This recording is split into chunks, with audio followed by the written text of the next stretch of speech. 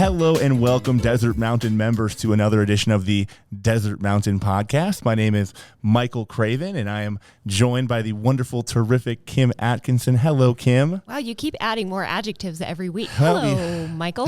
I gotta, we're running out of words, but I'm not going to try not to. We're in a very familiar room today. We've done a podcast from here before. Yep. We're in the Saguaro room, I believe it's called. Yes, sir. At the HOA office. And why are we here, Kim? We're here because we are dedicating this week to safety. And we wanted to speak to those on the mountain who know the most about safety on the mountain. And we brought some very special guests with us. So please welcome Jim Duffey. Jim. Thank you, Kim. Thank you. And Bill Fultz. Thank you. Hello, Bill. Hello. Thank you both for joining us. Yeah, it's summertime now. The temperatures are heating up. We've got, we'll talk about fire. We'll talk about security. We'll talk about all things safety. Very, very timely. And right now, Jim has taken the role of our chair of the safety committee for the HOA. Correct. So very happy to have you here.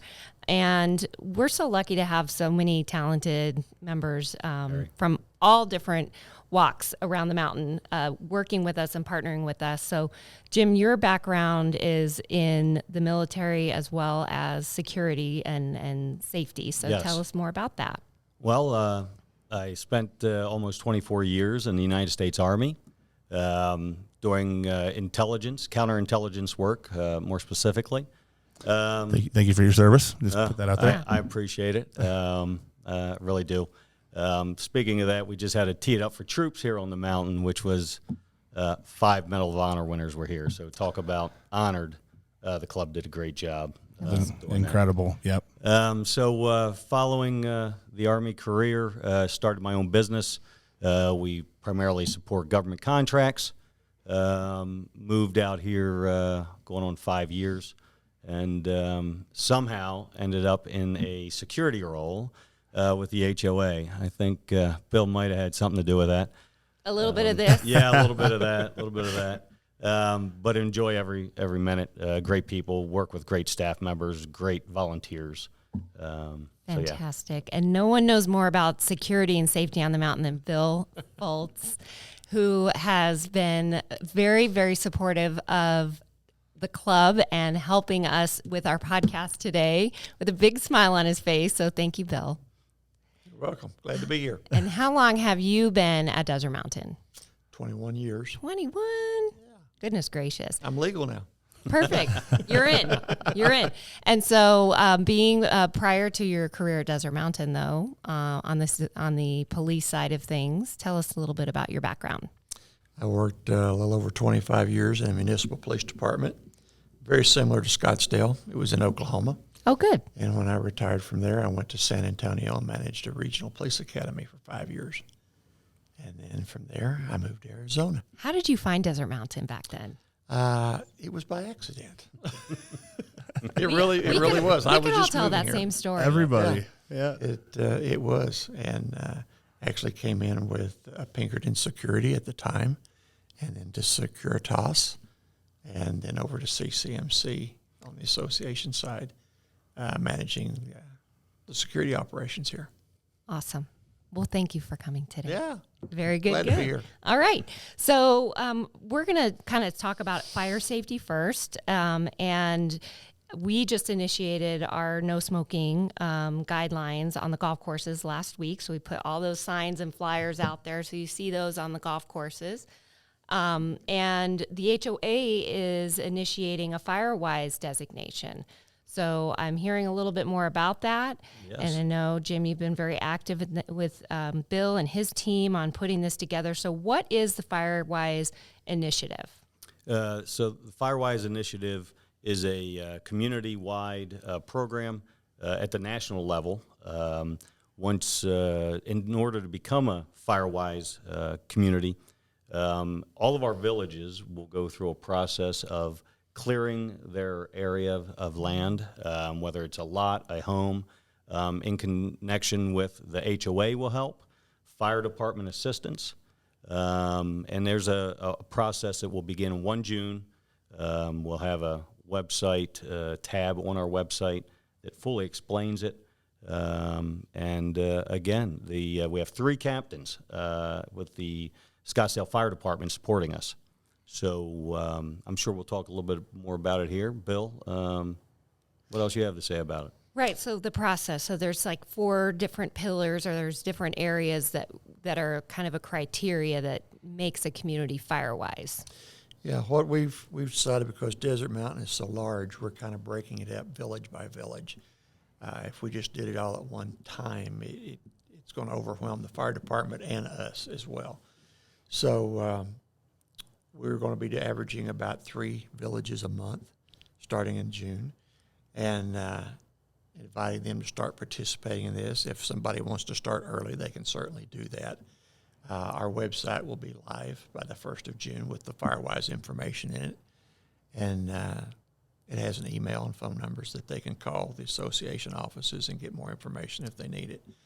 I believe our first villages that we're starting with is Painted Sky, Sunset Canyon, and Apache Peak the 1st of June, and then from there, just every month, we keep trying to bring another village online with that.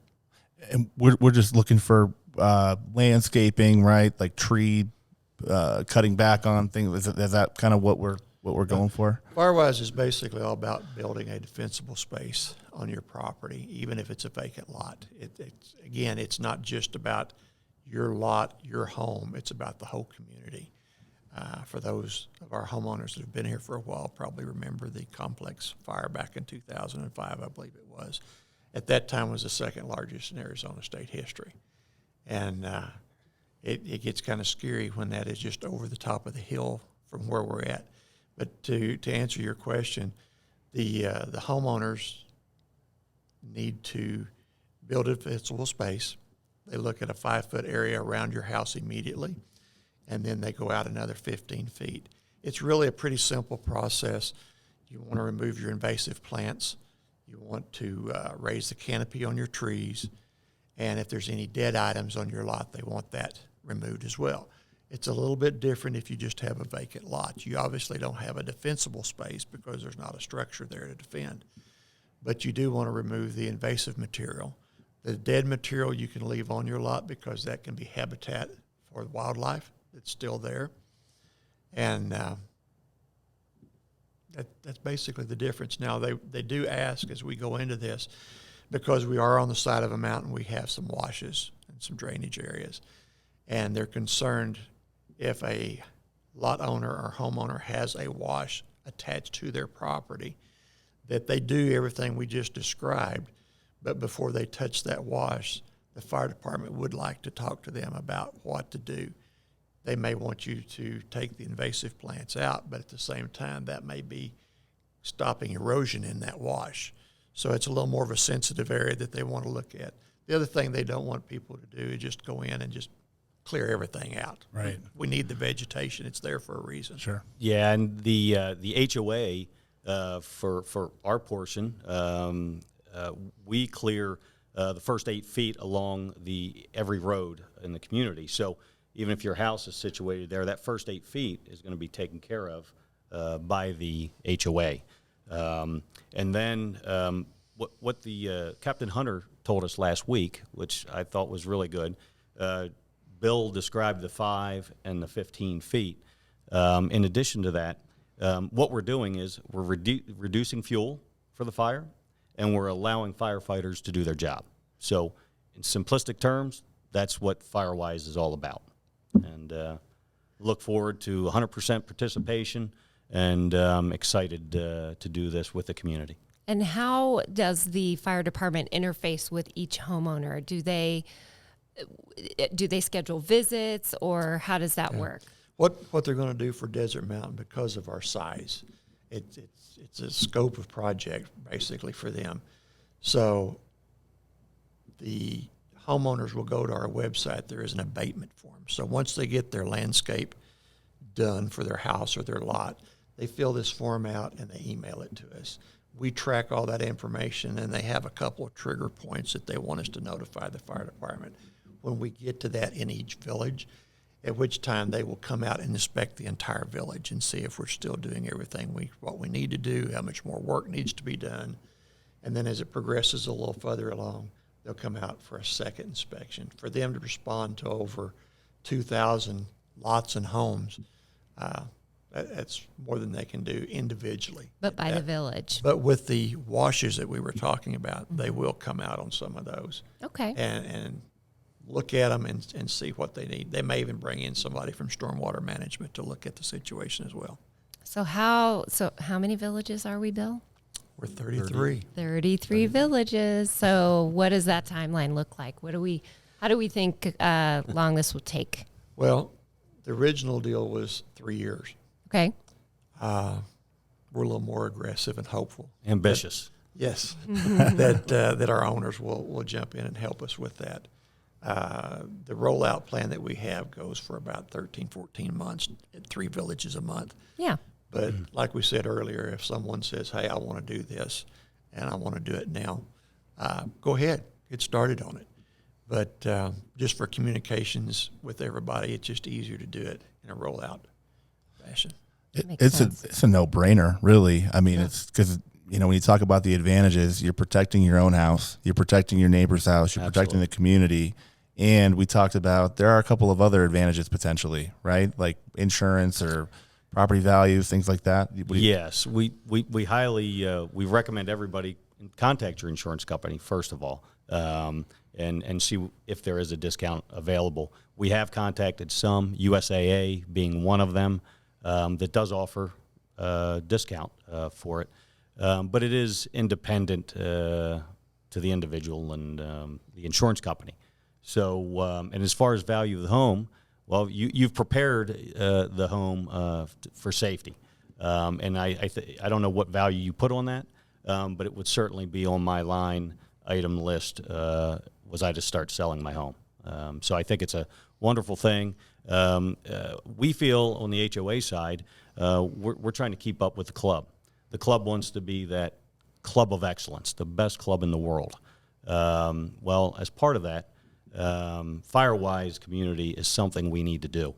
Across the street at Maribel, they're Firewise. Tonto Hills is going through the process. So why not us? We need to do it. That's great. Well said. Yep. All right.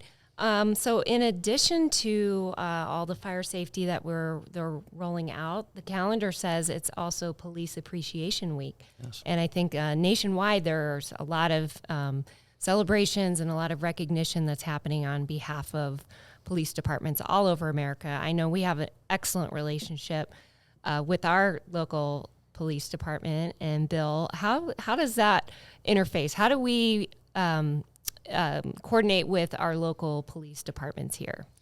Very well. One of the things that we have with the emergency services in general in Scottsdale is we meet on a regular basis with the fire department and the police department, crime prevention things that's going on in the community, not just Desert Mountain, but what's approaching us as the population shifts within the city.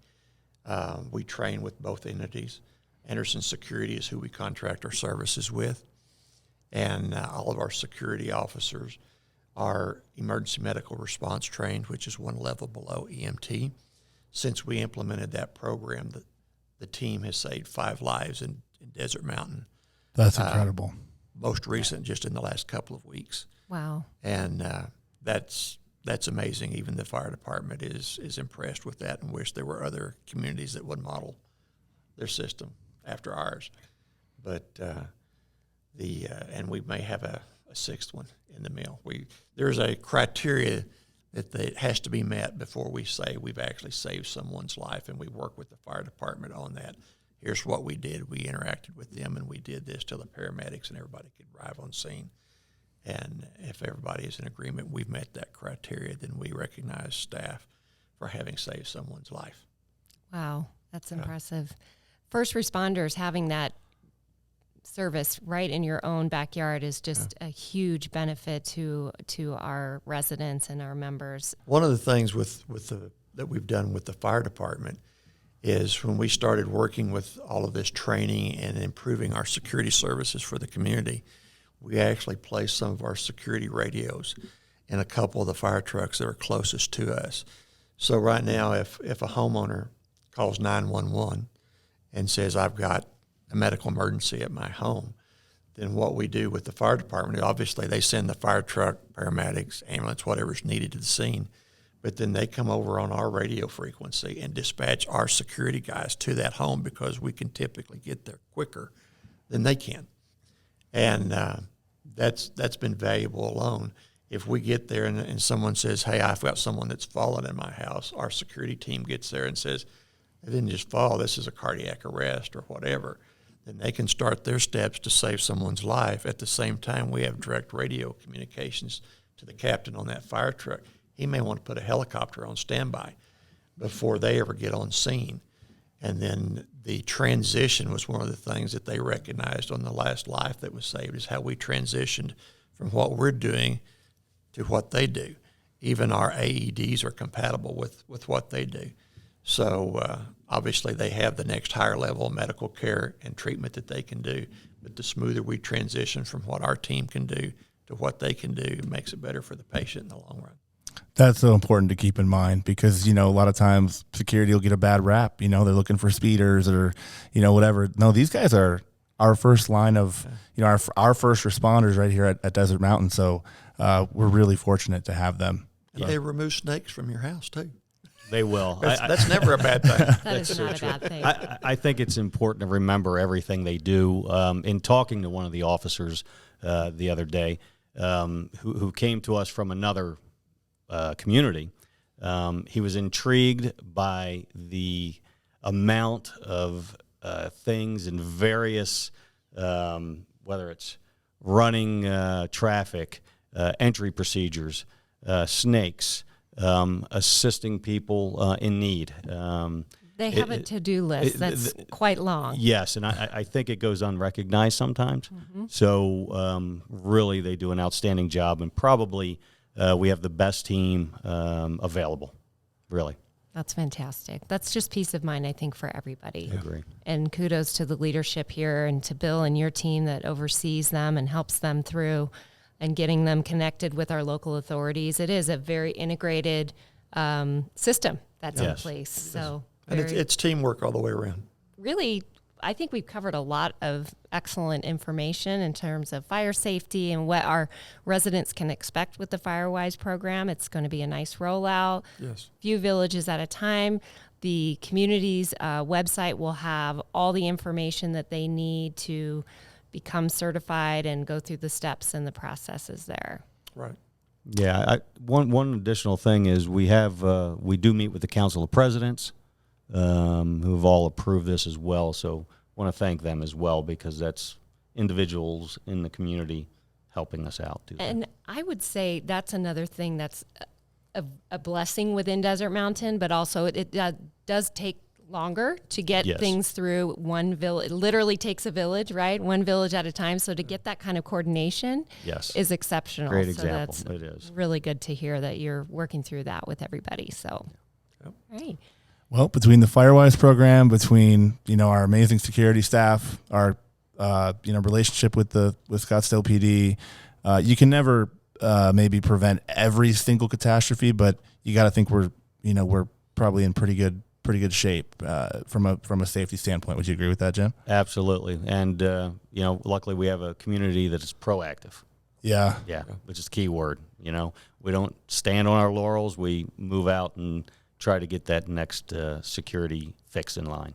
That's right. And so we'll be looking on the calendar too by the end of summer, first of fall, another Battle of the Badges golf tournament will be happening, I think. So we'll look to get the word out on that. Who won the last one? Do you remember? I'm not sure, but I'm going to start recruiting. I Start stacking the team. That's right. Very good. Well, Jim, Bill, thank you so much again for joining us today. Thank you. Appreciate it. Really appreciate Really it. enjoyed it. Thank you, Michael. Thank you, Kim. We're going to do some shouts. We should do the shouts. Okay. We should do it. All right. All right, let's kick it to the studio and get our great shots for the week. Thank you, Mike and Kim. We have a handful of shots this week, so let's tee them up and get to it.